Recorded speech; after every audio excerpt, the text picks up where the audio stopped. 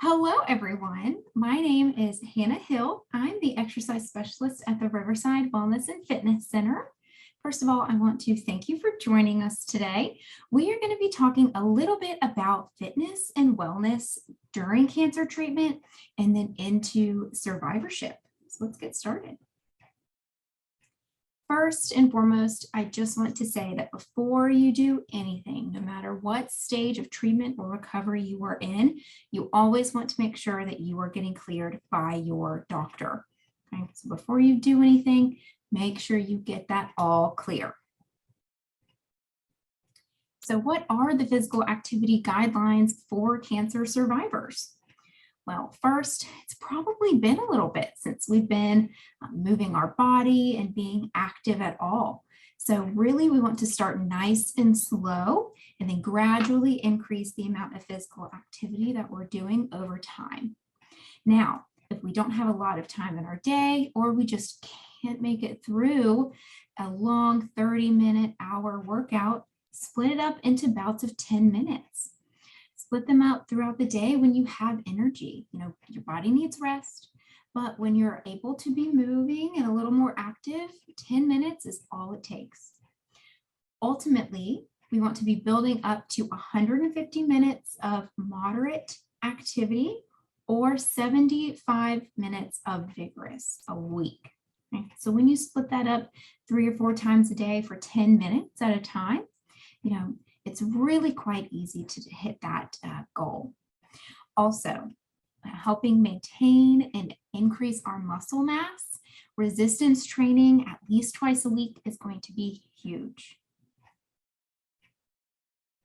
How does exercise affect our bodies? Well, these are just a few of the ways that it does. It releases endorphins. They work and they send to your brain and they kind of help the receptors up there to kind of give you that euphoric feeling. So then you feel like you have more energy to do what you need to do during the day. It also helps improve your sleep and lower blood pressure. And then what I was touching on earlier is increase that muscular strength and endurance to help with resiliency. So you're able to have a quicker recovery time. Now, when we talk about goal setting, we always want to make sure that they are SMART. Specific, measurable, attainable, realistic, and timely. So these big, broad goals are fantastic, but let's give ourselves some little wins every now and then, right? So when we think about we want to be more active, well, does that mean that we want to increase our step count every day by, let's say, the end of the month? So in a way to kind of make, I want to be more physically active, more SMART, you can say, okay, well, I currently make about 5,000 steps a day. Okay. I want to increase my step count per day to 8,000 steps per day by the end of the month. So if you feel like that is a very realistic goal for you to have in your lifestyle right now, then that is a perfect goal for you and it is SMART. We're going to switch gears a little bit. And I know exercising, the first thing that probably comes to mind is going to a gym, going on a treadmill. Now, I don't know about y'all, but that doesn't seem like everyone's particular definition of fun, right? So these are just a few ways to make exercise a little more enjoyable that you probably don't really think about. Mix it up, try yoga, making sure we're keeping those muscles nice and flexible, keeping our mobility. If you don't use it, lose it. Oh my gosh, we always gotta make sure we keep our mobility. Also, grab an accountability buddy. Make it a family affair, right? If you have a dog, go outside, toss the ball around with them a little bit. Also, if you're heading back to work, probably create a walking group, right, with your coworkers at lunch. If you have an hour lunch, probably break it up a little bit. 30 minutes of walking, 30 minutes of eating. And then listen to your favorite songs. Listen to something that pumps you up, that gives you energy, right? On the days where you probably just don't feel like doing much, everyone has them. Everyone has them. So listen to your favorite songs and like you would sing in the car. These are just a few exercises to help you get started. Now, always get your clearance from your doctor. Okay? But we are trying to hit all of our functional movements here. Okay?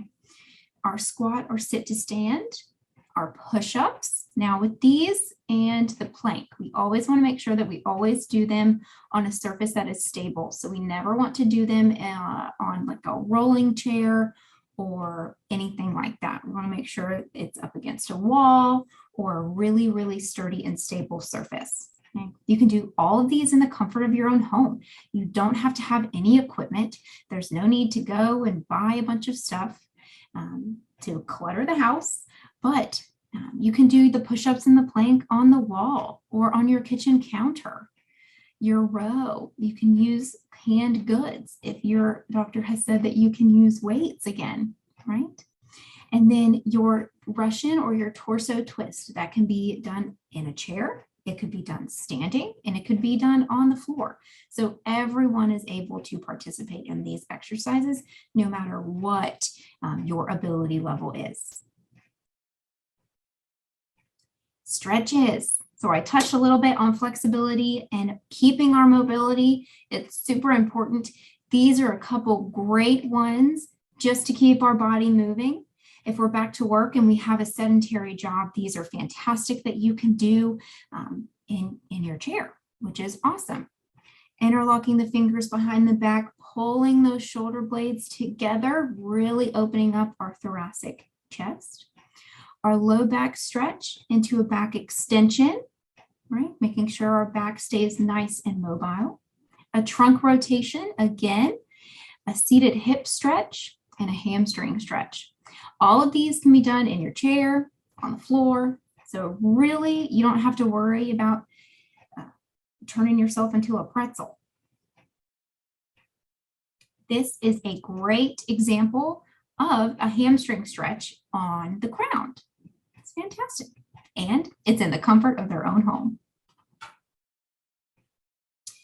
Variations of cardiovascular exercises at home. Again, you don't have to go to a gym and go on the treadmill or the bike. You can do them in the comfort of your own home. Marching in place is fantastic. If you need to hold on to a chair or a couch because our balance is a little bit off, that's totally fine, and please do so. You're encouraged to do that. Walking around your house. If you're back at work, creating almost like a timer on your phone maybe to get up and walk around your office every hour or so, fantastic. Get the blood flowing. Walking up and down the stairs, and what's better, dancing in your living room to probably some of those favorite songs that we like. So how in the world will I know how hard I'm working? Well, that's a wonderful question. You have a variety of ways to tell. You can do your heart rate, which is the preferred method. You could do a talk test, or you could do your rate of perceived exertion, or RPE. Now, the talk test, right now I'm talking to you, I'm not exerting myself in any way, so I am able to give this presentation, talk in full and complete sentences. If I was working at a moderate level, I would probably not be able to give this presentation, but I would be able to complete a full sentence per se. However, if I'm working at a very vigorous level, I will maybe be able to say about 1 to 2 words at a time. So that's kind of how the talk test goes. For our rate of perceived exertion, RPE, you can see our scale. It's the Borg RPE scale. You can usually see it in a 0 to a 10 scale or a 6 to a 20. And we always want to make sure that we are at a comfortable level, okay? Slow and steady wins the race. That's what I tell everyone. Okay? But we are actually going to dive a little further into the heart rate portion on the next couple slides. Okay? Now, the current guidelines for moderate to vigorous activity is about 40 to 60% of our heart rate reserve. Now, what in the world is that? Well, we're about to find it. Okay. First, we need to find our resting heart rate. There will be an example at the end, I promise, but you can also do this along with us, okay? you have a couple options. You can take your radial pulse on your radius. Okay. I like to remember it where your radius is rad. So your thumb is up, okay, because you're rad. You want to take your pointer finger and your middle finger, and you want to put it in between. We'll show a picture, I promise. You want to put it in between your radius and your tendon. You'll push just so slightly and you'll feel it, okay? What you want to do, and that's where it is right there. It's nice and rad. You want to take it, and for 30 seconds, you want to count as many little bumps that you feel, right? And then you want to multiply that number by 2. That is your resting heart rate, okay? You can write that down. We're going to have to remember it. How do you determine your maximum heart rate? Oh, goodness. Well, you want to take 220 and you want to subtract that from your age, okay? That is your maximum heart rate. So to find your heart rate reserve, you want to take your resting heart rate and subtract it from your maximum heart rate. So whatever number you got when you subtracted your age from 220 and your resting heart rate, and that is your heart rate reserve. Now, the 40 to 60%, how in the world do I find that? Does that have any effect on me? Yes. So in order to find that, we want to take that heart rate reserve number that we had, as well as our resting heart rate. Okay? What we want to do is we want to take our heart rate reserve and we want to multiply it by 0.4 or 40%. Whatever number you get, I want you to then add your resting heart rate back into it. Okay, that's going to be what your heart rate is for 40%. Okay? And then we're going to do the same thing for 60. So then you're going to take your heart rate reserve, multiply it by 0.6, 60%, and that is your heart rate at working at 60%. Okay? So then you have that nice range. Now, your heart rate zone. Okay, you can stop briefly while you're doing activity.